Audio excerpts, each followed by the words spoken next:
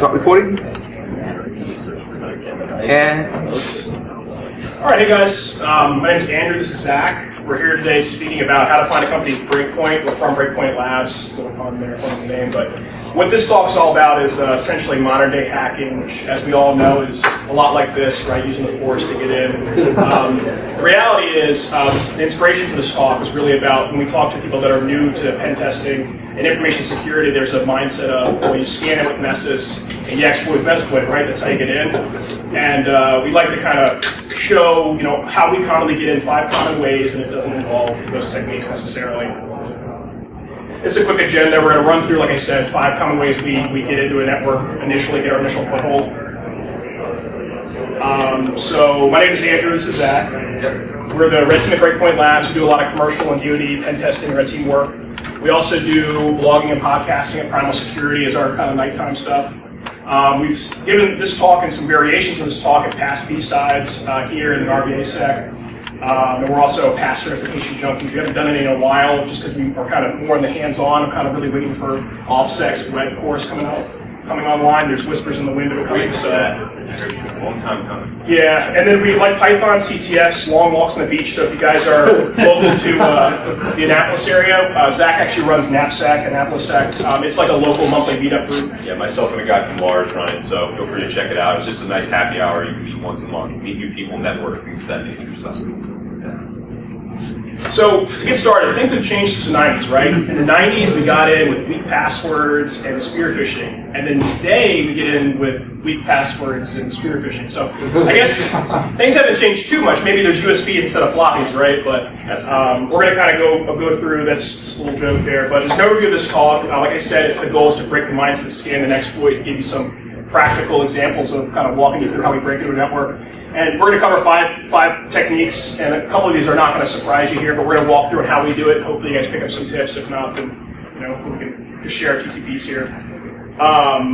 Before we get started, just a high-level overview of a pen test methodology. This is the one we like to give with our customers because of the 2 main points. A lot of things we see with our customers is they come for a pen test, they say, scan us, run your tools on us, right? So we like to break out our methodology, automated testing and manual testing, so we actually show them, hey, there's a lot more than just running the tool, and we bake in that manual testing piece so it can help justify, the hours you're bidding on that project. You can let them know that there's a lot more than just clicking the Nessus scan button. And then it's also important to do the planning and scoping. We actually had an engagement recently where, we had a customer come to us and say, pen test us so we can find out how the hackers got in. I'm like, what do you mean? They're like, well, we're already hacked. I'm like, well, we need to do something a little different. Let's do some incident response work. But so it's important to understand why your customer wants to do that assessment, because you might actually need to offer them a different service. But so this is a 1-pager on how to go beyond a scan. Like I said, when we did other variations of this talk, we actually have a talk, like a 50-minute talk just on this slide, broken out the deeper level.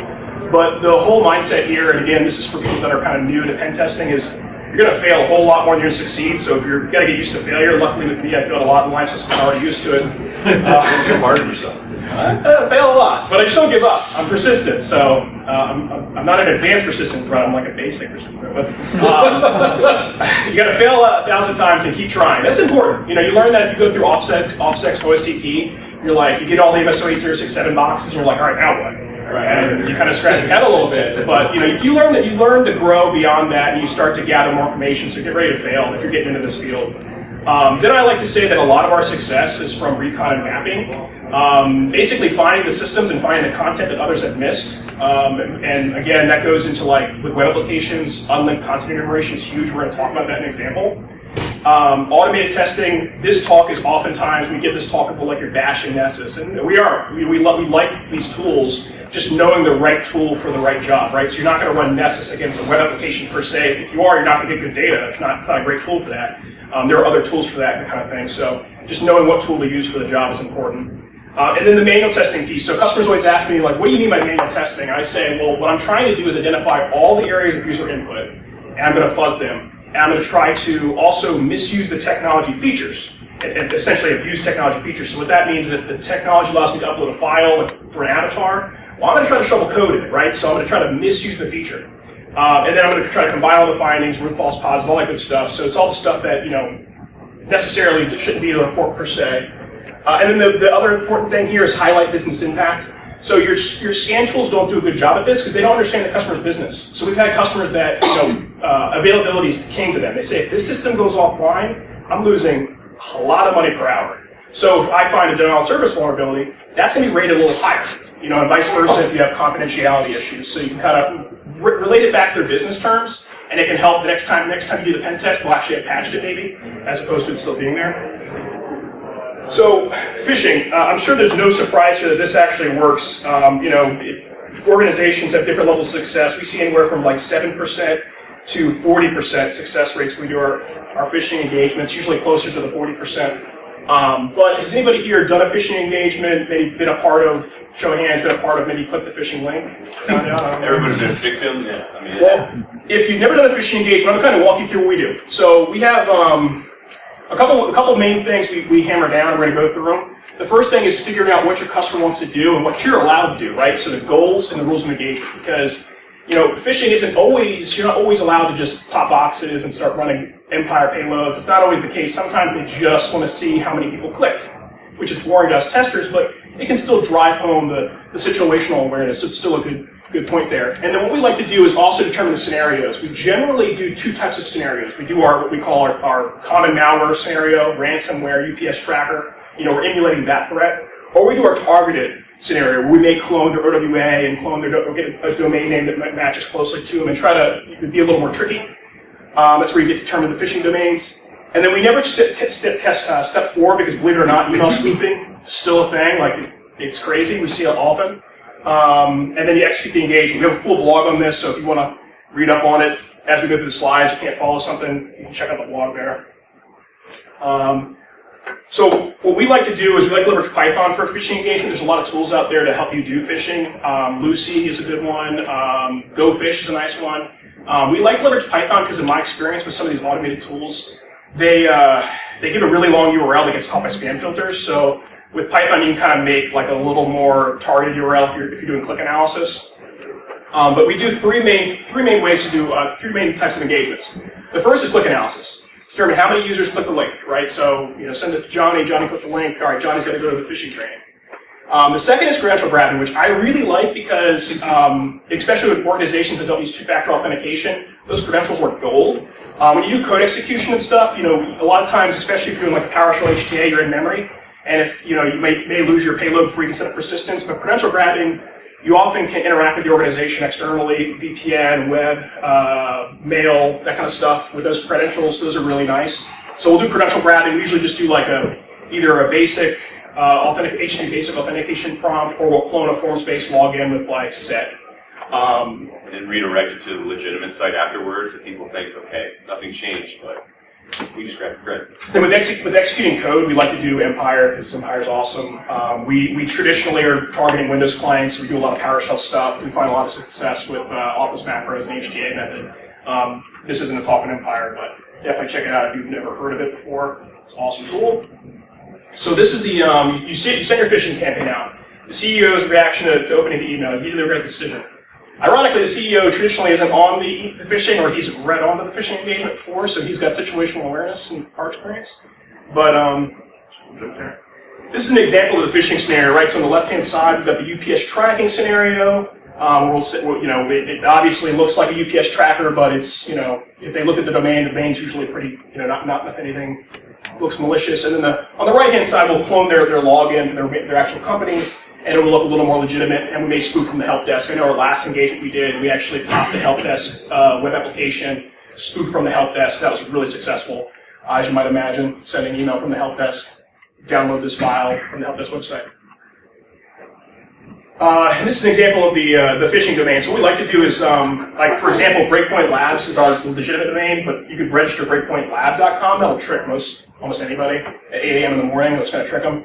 And if your goal is more common threat, you may leverage something like this, which is kind of sneaky still, or you may do something like, really ugly looking domain that you see with common malware threats.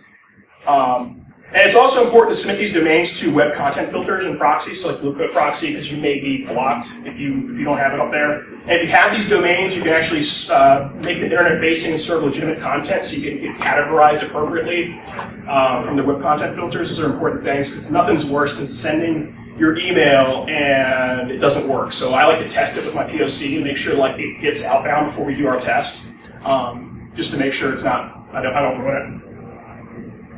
Here's one slide on how to find email spoofing vulnerabilities, which I think was a big thing. We already tested this back in the 90s. A lot of pen testers kind of like assume you can't do it, but we see it a lot, especially with Google Apps for Work. A lot of companies are using that service and they don't tell you how to set that up, DKIM and SPF records out the gate. And you can spoof email through them. So this is an example of how you'd actually do it. Step 1, you find the mail servers.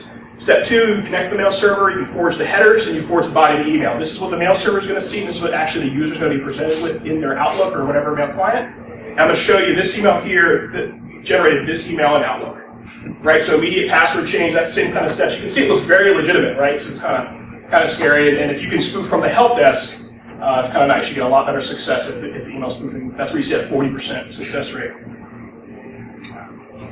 And this is just another level of like, all right, how do we do our campaigns? I kind of talked about it. We click analysis. I'll use Python. I'll basically set like a unique number per email, and I'll have my Python parse. Okay, user 1 ties back to this URL. It's just like a variation of the URL, maybe /1, /2, and then I can check my access.log and say, okay, 1, 2, 3.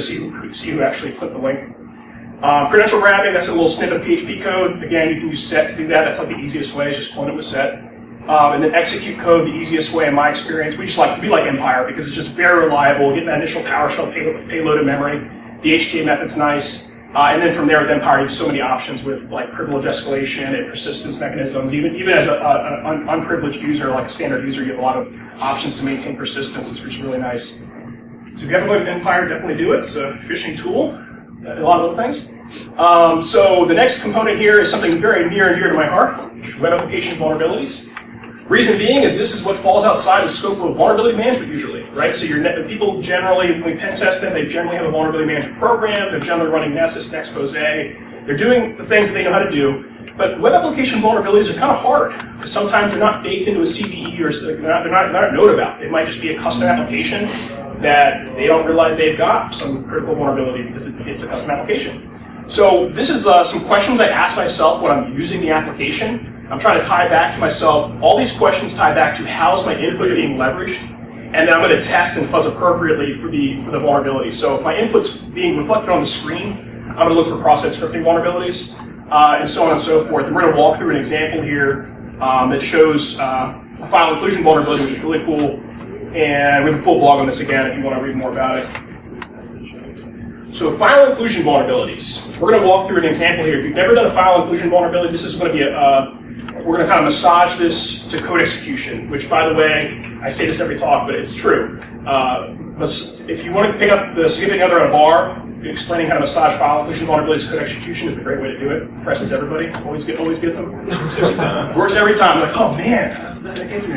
So the file inclusion can lead to code execution, but not always. So an example here is the PHP include versus PHP echo, right? So the echo is not going to be necessarily code execution, but you might be able to get NC password to the screen or whatever, sensitive files. But if you're doing an include, it actually interprets the input as code. So if you can get you can get code in that include statement, you can actually get some code execution.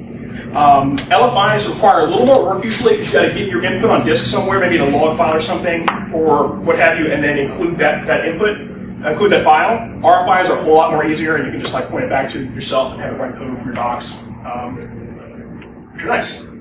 So this is a scenario I ran into a pen test. I was doing unlinked content enumeration on this application. It was a pretty hard and external site. I mean, we were coming from the internet, and I'm like, starting to get a little, at the start of every test, you start to get a little bit of discouragement until you start getting some wins. Once you get that first win, you get the things start toppling over. But to get that first win, it takes some work. So I hit this one, debug.php, and as you can see, my site here just had a blank white screen, right? And you see in Burp right there, just said 200 OK, and it didn't give me anything.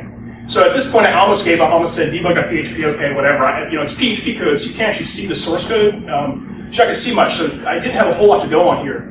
But thinking, I was like, okay, maybe this resource takes in inputs. So the next thing I'm going to do is step 2. Next thing I'm going to do is actually you saw a little joke. Next thing I'm going to do is going to try to figure out what inputs are on this particular resource. So I'm actually going to try to fuzz get parameters and post parameters to see, hey, if I supply input, does it do something to that input? I was doing that, I went through that process, and it was taking a while. I actually ended up going to lunch and coming back, and never underestimate the power of a good lunch. In this case, I probably would have been sick, but a little back up here. So here we are. So this is a real scenario, and this allowed me to take over an organization from the internet, which is awesome, right? So the scenario here, I went to Burp's Intruder. I started fuzzing through common parameter names. Burp has a list for that, actually, and this worked in the common list. So I did page equals test, and what I saw was page equals test. I saw, okay, the response was different. Everything else was 193, white screen. For page equals test, it was 633. All right, that's cool. So let's go check out what it is. And it's actually a PHP warning, and if you see here, it's saying include test. So it's trying to include my input. So I'm getting excited because we're starting to unearth this potential code execution vulnerability. So the next step is to try to get it to. I did the etc password, local file inclusion, no big deal. But more importantly, I was like, let me see if I can point it back to myself and get code to run for myself. So I threw that snippet of code, that PHP system ID, into 1.php, which if you know me, and there's only a few people here who do, I name everything 1.php or 1.py. So terrible. Good luck finding out what script you need from me, because it's named the same thing. But anyway, everything's 1, 2, 3. It's a mess. But in any event, I started a Python simple HTTP server, which pen testers is a great way just to get a little web server up, throw it back to you, make sure your ACL's open. So I made a GET request for my code right there. Here it is making the request, and then in step 3, you can see the web server's running it. Now I recreated this with a VM on the customer system. It was on a Windows box running as NT authority system, which is amazing. I love that. Because obviously it makes everything else easier. But in this example, this was on the internet, and it was on the internet for over 10 years. And it had this vulnerability because it wasn't CPSS, nobody knew. Pretty cool. So I just made a little web shell, and all this is doing right here, this Python script is just literally taking that request and automating it through Python with the request module. If you want to get into web exploitation, the request module makes things really nice and easy. It's stupid. If you've never played with Python, it's easy. Definitely give it a shot. And you can just see here, I'm just typing web commands. And again, in the real scenario, we were NT authority system, so at that point, you can pull credentials out of memory from any cats. You can, privilege escalation, or you don't need privilege escalation, but going from the local admin to domain admin isn't too bad, especially when you're on a server that has admins logged in. Kind of nice. Yep, and that's it. Pass it to Zach. All right, tag in. Good. All right, so this brings us to the third way that we get an initial foothold, and it's basically through something called multicast name resolution and poisoning these different protocols. So think about a majority of the time with Windows environments. It's internal network, we have connectivity, we're good to go. Essentially, let's say we can't, a DNS query happens, and it can't map an IP to a domain or a host or something that's on the network. It's going to look at your host file. It's going to do that DNS. But what happens if that fails? These protocols come into play, and usually they're enabled on Windows environments.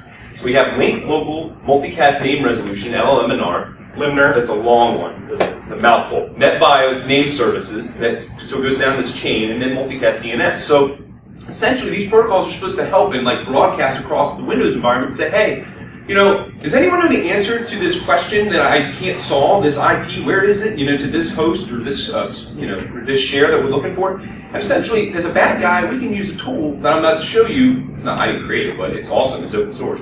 That essentially you can listen on the network, intercept and manipulate this resolution traffic. And over time, you're going to definitely get some hits if this is enabled. And essentially what we're going to do is we're going to perform man-in-the-middle attacks. And we can essentially even relay some of these authentication attempts as we see them come through, which is pretty scary. And we have an entire blog post on this one as well. So if you want to go into more detail, you feel free to check that out.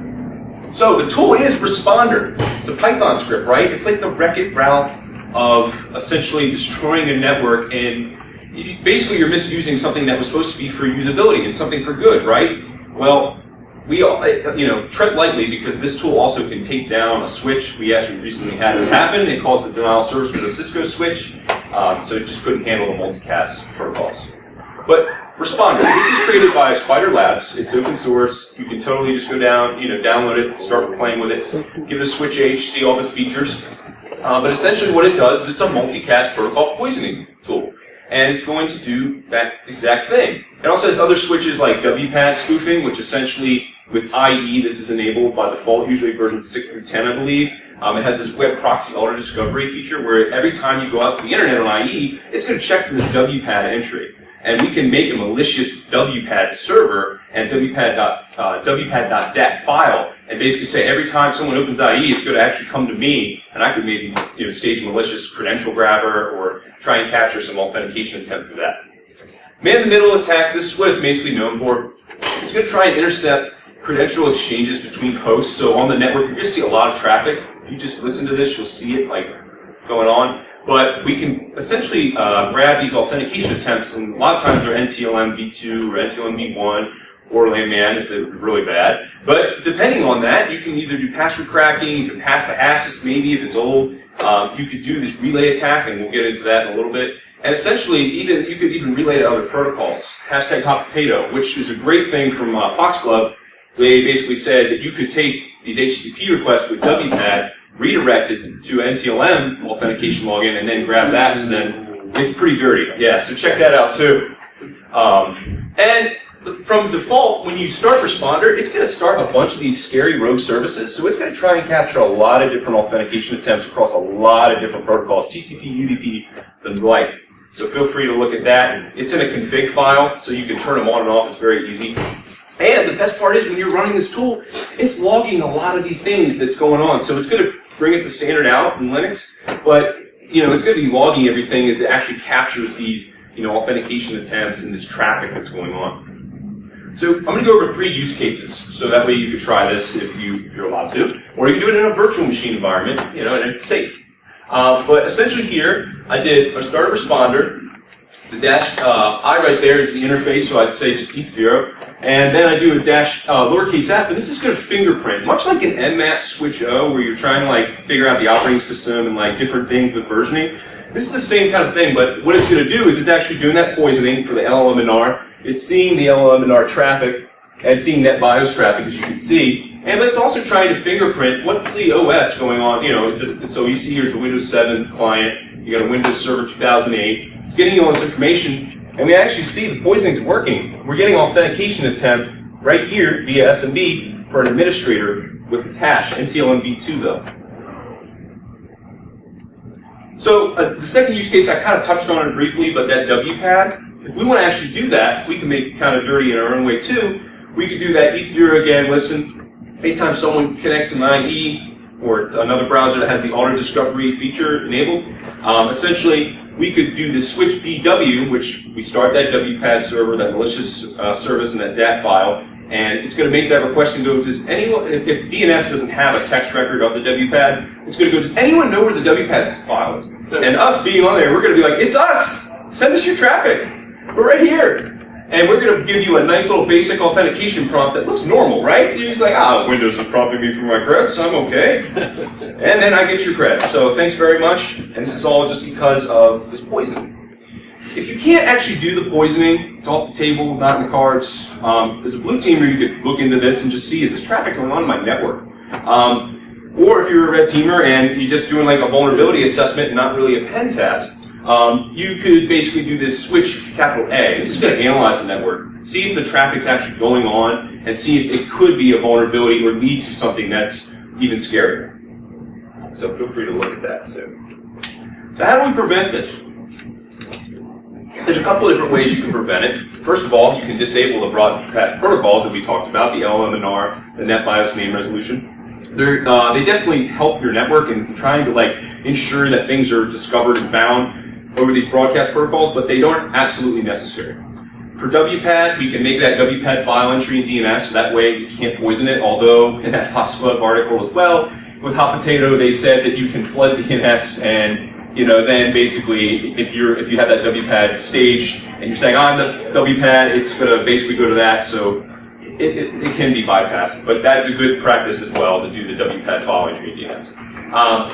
You can also segment the local network, so that way, when these protocols are being done, we're running Responder. If we're only in a certain VLAN, we're not in it's not so open, that can help prevent the impact, the attack surface. And we can also ensure that we're using NTLM v2 at least. We do not want to use NTLM v1 because it can downgrade, and sometimes you definitely don't want to be using LAMAN. That's very bad. That's a good question. Sure. What's your return on investment in time in cracking those NTLM version 2 passwords? Just when I'm usually on an assessment, Absolutely. you know, it's a crunch, right? You have like Yeah. 2 or 3 days, maybe 4, maybe a week to Same get that. scenario, yeah. And, you know, some of these passwords are super complex, you know, and you might not get into till the end of the assessment.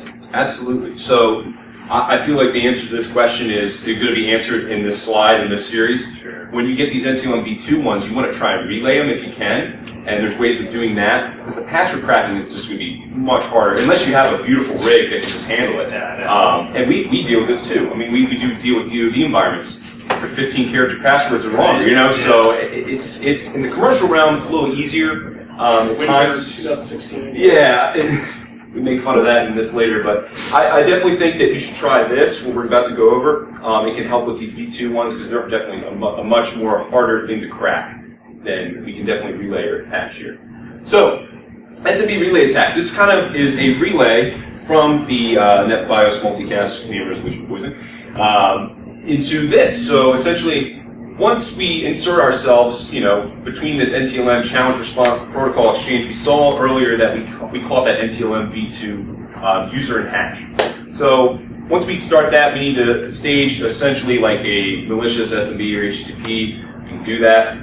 And this initiation can occur over that multicast poisoning that we did earlier with LMNR and NetBIOS. Also, we could see potentially automated processes attempting to authenticate across the network. So this also happens too. And you'll see this a lot with patch management, antivirus, vulnerability scanners, custom scripts too. And what's happening is you're trying to log in over SMB, and you're doing it from a domain controller to a client, and you're saying, I want to run this, and then just, you know, run an update or like check in, see if the shares are there mapped. Well, what you're doing is you're actually sending these creds across the network. And if malicious, you know, if you're running like something like Responder, or you're running this SMB relay tool we're about to show you, we can grab this authentication attempt and basically relay it and log into the client. And now we have access to the system. So it's kind of complicated in a way, but you can read the blog post as well for further to try this as well. Because I'm going to go over like how to do this in a lab environment. So to answer your question, we often don't crack them, we'll relay them. Yeah, gotcha. So, you arrive on the scene, right? You're a red teamer. Blue team's like, all right, everything's great. I'm going to run my Nessus scan. I'm going to patch everything before they get to it. This is going to be great. They're going to look like fools. We start 2 tools. Maybe Responder, try and capture that multicast. We start SMB relay. We're waiting. We're going to target one of your clients. And we're going to wait and see if an authentication attempt from the Nessus scan comes, and we can relay it and then log into the box that they was trying to get into. So, high level, this is what normally happens, right? Let's say an agent's installed on a Windows client. You got your domain controller here. Nessus scanner is running. I'm not picking on Nessus, I promise you. This happens with a lot of other things. But you're essentially going to do that NTLM, the whole exchange. It's going to try and authenticate over SMB, run its authenticated credential vulnerability scan, and it's good to go. Made the connection. Well, if we, as an attacker, put ourselves in the middle, run this SMB relay tool, what we can do is we can actually see this authentication attempt when it is made to our box on the local network, and we can say we're targeting that one because we know it's going to get scanned, and we can say, all right, send it to me, okay, and then I'm going to actually grab it and then relay it and log in. So I essentially like came into the middle here and just essentially logged right into that box. So don't scan the attacker box. Yeah, don't scan the attacker box, which you don't know what it is. Okay, so from a high level, let's run through it. This is in the blog post, and it's easier to follow now. But the attacker's IP, this is us, we're the 103. The domain controller is going to be the 102, and the client's the 105. Now, we're in Kali Linux, is our virtual machine for the attacker box. We create a malicious binary here, and it's MSF Venom. We're making that reverse TCP, and we're setting that all up, and we're making it an executable, and I called it matures1.exe for this simple purpose here. I also want to set my multi-handler. I want to make sure that matches exactly with the way I configured the malicious binary. Set that up, stage it, make sure that the handler is running. And I also want to set the feature, the auto-run script, so that way it'll migrate if this all goes according to plan, and I can get that executable onto the share through the authentication. From there, I'm going to open up another terminal in Kali, and I'm going to run from InPacket. It's this whole suite of different Python scripts. You want to run the SMB relay x.py. You want to point it at the Windows client that we're targeting, and we're going to point it with the switch E to the executable that we want it to upload if we get this authentication successfully relayed over. From the domain controller, you can see here, this is a successful one. It's like, this is just a basic proof of concept. It's like, hey, I'm trying to connect to the Windows client for the C share. You see that actually worked. Well, what if it tries to make that same connection but to our attacker IP? We can see maybe it's going to try and authenticate to log in and see if our shares are there, and we can grab that and then relay it to that 105, and now we've got access. Is this the video? Yeah. Okay. All right. And if in the handler, what's going on is essentially you're going to see once we successfully grab that authentication, we log into the client.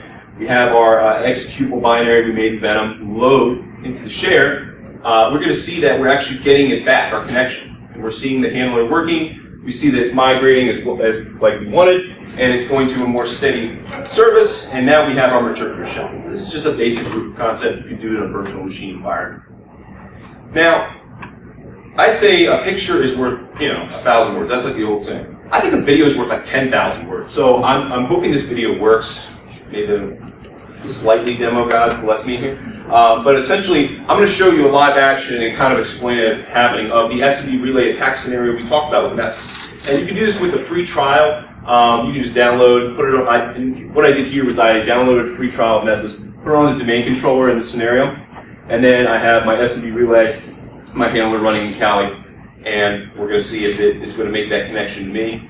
And then I'm going to relay and log into that 105 Windows client that's also there. So here's the video. But essentially, started my SMB relay, I up high, got my handler running, going over to Nessus. I'm like, hey, I'm going to run this authenticated credentialed scan against that Windows client. Give it a hot toddy here. We're going to see that the relay is going to capture that authentication request. It's going to look for a share that it can potentially load our malicious binary to. Boom. Boom. This is good. Okay. Okay. And boom. We migrated. We have access. Great success. Great success. And this was all from an NTLM v2 authentication attempt that just happened across the network. And as you can see, it was administrator, because when we do these credential scans, a lot of times it's a local or domain administrator. Just to be clear, you scan the scan is to the attacker box. You had to have the client IP in the configuration of the relay. So yeah, this is assuming that you're on the network, right? You're on the local network. You know the IP scheme, and you know that it's just going to probably do a vulnerability scan across all the clients on the network. So you take a scan and then you trip across it, Yeah. Whoa! And this is if there's an agent installed, because I think Nessus can do multiple different ways these authenticated scans. But if there's an agent installed and it has to authenticate through the SMB, that's where you're going to get it here. And this was if the video didn't work. I wanted to have at least a fallback. All right, so how do we prevent SMB relay attacks? Essentially, one way of doing this is you can require SMB signing. This is that digital, basically way of the packet at the packet level. We can ensure that the origin, the authenticity is legit. We're good to go. You can disable the protocols like we saw with the LLMNR and NetBIOS. That's another scenario where we could relay potential attempts from those protocols. The WPAD entry in DNS. Prevent SMB outbound, that's just a good practice in general. And you can enable EPA. This is also just a basic way to enhance the authentication across the network with Windows. Number 5 way we get in, account compromise. People, this is real life. You walk around your office, you walk around any person's organization, you're going to see this. It happens. You're going to see notebooks of this. And Andrew... We usually wait till about like 7 p.m. the first night, and then we'll roll around and go through desks. A bunch of creepy people. But that's if it's in scope. Trust me, we don't break scope. Ever. Yeah, right? Yeah. If it's allowed, yeah. Yeah. But you'll see this kind of stuff. And I mean, it's human nature. People write down stuff, they forget about it, they leave it on their desk. It's human nature. If you're not security-minded, it's definitely going to happen. And if you have no password policy in place, you're probably going to have weak passwords like that. So, account compromise. If you ran a vulnerability scan, right, you may find these 3 things. And they may come back like all loads. Like, okay, I can enumerate usernames potentially. There is no automation controls in place, meaning there's no lockout. So if I'm trying to authenticate to a web application, there's no lockout in place if after a bunch of bad attempts. And there's no password complexity, as we saw there, that winter 2016. That's not really that great. All these things, when pieced together, this is that manual testing mindset. We want to bridge all these things and get that ultimate prize, which is the account compromise. And I'm going to run through some ways you can identify this. So account compromise, username enumeration. This can be done through several different things. One being a password reset feature. Maybe, you know, the password reset feature, it tells you via its error message, that's not a valid user. But then when you actually put in a valid user, it says, oh, I sent the email. So now I know that that person is a valid, you know, that's a valid account, and I can add it to my list. Login error message, as messages, you know, WordPress is guilty of this sometimes.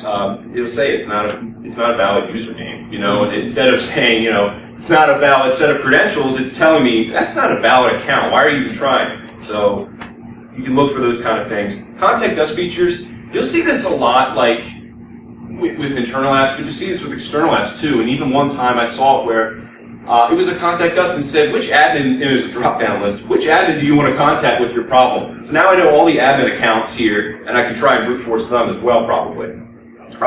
When you're doing burp, an intruder, you want to look for like different things like Andrew showed you with the length and the response. You also want to look for the time. So maybe, you know, on a valid attempt, it was really quick. On invalid attempts, it actually was like kind of longer in the response. Kind of check for that. User registration, this is kind of hard to fix, but that account already exists. So, I mean, when you try and register Bob1, you know, it's probably going to exist.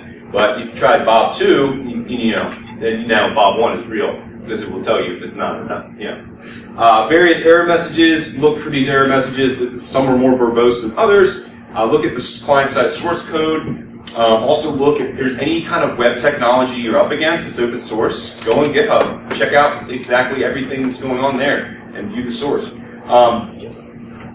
Google hacking, OSENT, you could talk about this for days, but there's tons of different things you can do with that. And sometimes the application just flat out tells you usernames. I know with like PHP Bulletin, for example, it tells you the last person that logged in the bottom right corner sometimes. So check for these kind of things, gather your usernames, and you can essentially, you know, build this list up. No automation control. So essentially, you got those usernames, right? Now you're going to try and brute force them if you can. And see if there's any kind of thing in play. So I always like to use burp with any web application pen test.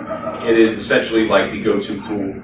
But you're going to pull up that request, let's say in burp, and then you're going to use repeater, and you're going to try that Bob1 account that you know is a valid user, and you're going to try it with like a bunch of bogus passwords, maybe 10 times. Well, if you see after 10 tries there's no difference in response, you're not getting a lockout or anything, it seems like brute force is probably on the table. So let's move that repeater request to intruder so we can automate this, right? So there's no lockout. Essentially, we want to just keep knocking on the door, and we can use burp's intruder to do that. There's a lot of password lists out there via like setlist and all these different projects. But if there is no like CAPTCHA to try and thwart this, or there's no like token or anything in that realm to try and stop this, you know, or lockout policy in place, we're going to try and just keep knocking on the door. And especially with basic authentication, there's no lockout feature with basic authentication. So if you're using that, you can just keep going and going and going until you successfully get in. And also, maybe you've locked down the main login for the site, but also check and see if there's like a mobile interface. Sometimes the policy's not the same there, and you can also check for API logins, and maybe, you know, they don't have any automation controls in place. And ultimately, weak passwords. This is me preaching to the security choir. We're just bad at passwords sometimes if there's no policy in place to make them complicated and complex or long. So we've seen it all in all the time. People use the same username as their password. People use variations of password. People will use the month and year, and they'll just change it whenever the policy makes them. They'll use the company name and year. Keyboard walks. They think they're fancy by doing that QAZ and that 2WSX, you know? So there's tons of different things. You can even do a password generator to make these keyboard walk lists. And there's tons of things out there, like I mentioned before, with like SecList project that has good password lists out there. Keyboard walks gets the admins a lot of times usually. Yeah, we see that a lot. So there's lots of word lists out there. Consider even making a targeted one. You can use a tool like Cool, where it basically crawls and scrapes different applications and tries to make custom word lists for you for passwords. And that's a pretty cool one. Also, if you know you're targeting like a user's interest, you could try and say like, I know Bob is the CEO and he's a huge Washington Redskins fan, so I'm going to try and do a lot of different variations of using that football team in the password. Get a list of all of current and previous rosters. Right? Dump into the word list. What's that? Sign Kirk. That's just be the password, right? All right. So account compromise default. So essentially, what I was trying to present there is if you grab all these different like vulnerabilities, they're low impact, but when you piece them all together, you can really get that ultimate critical or high vulnerability, and that's account compromise. And that opens up a whole new realm and a whole new world to different vulnerabilities, and you can discover. So once you get a valid set of credentials, try and brute force it across all the things, but don't lock people out, right? Because different protocols will have different lockouts. So like, try it up on RDP, try it on SSH, try it on these different things. A lot of different tools you can use. I went over like web app focus, like with Burp. You could also use Hydra. You could use crackmap exec. You could use, there's a lot of different Metasploit modules. Some do like database brute forcing, SMB brute forcing. There's mmap, NSC scripts. There's all these things out there. Check them out. Always try default creds. I know that's kind of a gimme, but it works a lot with internal pen tests more than external, but they still work with external too. And if those don't work, those valid set of credentials that are default, try at least the default account. A lot of times people don't change the account, they may just change the password. So you've got at least one piece of the puzzle there. And we commonly see that once we have an account, it's shared across an environment. So if it's a Linux environment, if it's root creds, it can be shared, and same with Windows. And it's just for ease of usability, but really it's a bad security practice. So you're going to see that a lot. My final thoughts and tips, just to give you, if you do the web pen testing, or if you're interested in anything that's internet facing, use passive reconnaissance tools like Census and Shodan. They're great. They have an API, they have a web interface. You could say Shodan is not free, but it's free to a certain extent. Not for the API at least. But these are great projects. They have a lot of information out there on, if you just give it an organization's name, its IP space, a single IP, they'll tell you the ports and services. Maybe if there's vulnerabilities exist, like Heartbleed still out there, stuff like that. So feel free to check those out. They're great passive reconnaissance tools. You don't even have to send a single packet yourself. It's already in a database.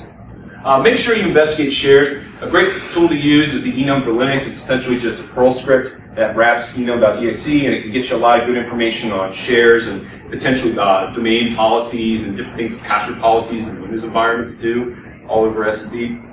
Unlinked content enumeration, like Andrew touched on, that debug.php, that was like awesome. I mean, it literally led us to an RCE. It was just, so always make sure you look for unlinked content on web applications, because a lot of times developers will have projects or tools installed or certain things that they don't realize are internet accessible. You can use SecList. They have a lot of great fuzzing word lists in there for different technologies too. Passwords are written down in sticky notes. Yeah, usually we see this when you're walking around your organization next time in the office. Peek around, maybe see if Joe's got his passwords written down on his desk. Tell me, Joe. Jed, that's bad. That's poor offset, Joe. Can you reset a password via the help desk? This is fun if you have social engineering in the table. So I'm going to call the help desk generally at every pen test where I can do some kind of social engineering, and I'm going to say impersonate somebody. I love doing impersonations. You Kermit the Frog now. No, that was last conference.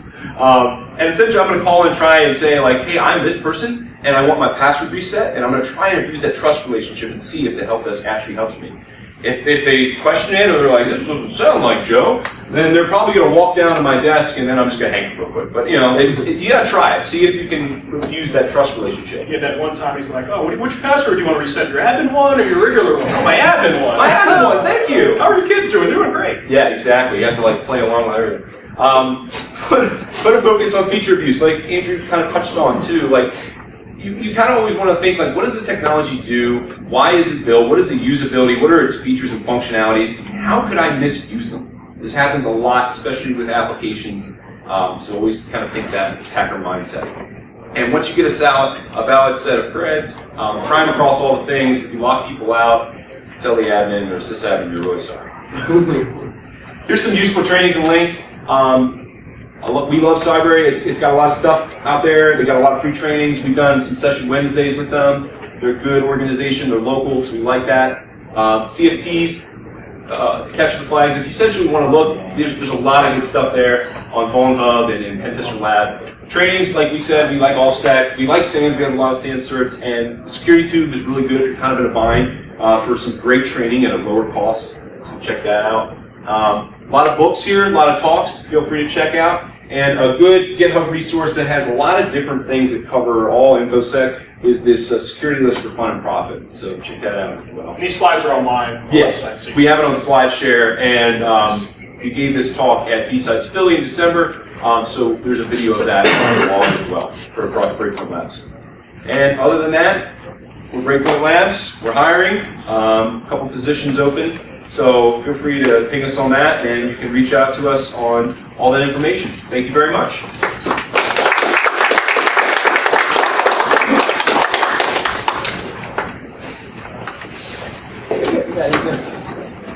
I just had a thought. You had on slide when you're in step 2, you're talking about your phishing campaign cited using the track.